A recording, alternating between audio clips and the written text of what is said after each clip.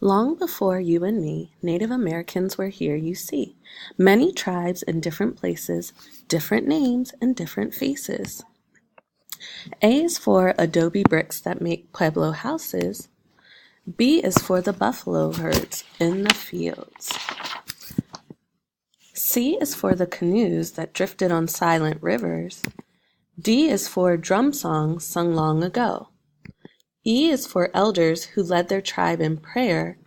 F is for feasts made up of clams and corn. G is for great tales told with totem poles. H is for Hopi ovens that baked warm bread.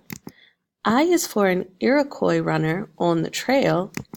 J is for juniper berries used to dye tan blankets.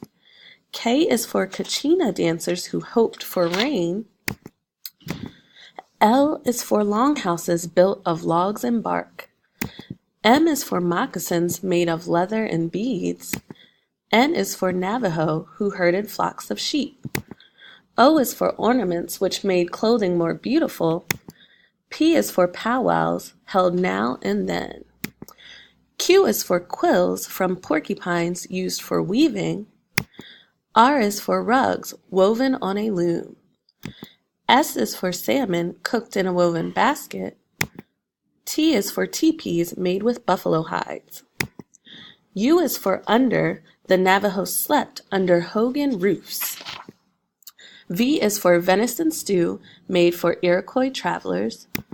W is for Wampanoag weetus set near the coast. X is for X's which decorated tribal dresses.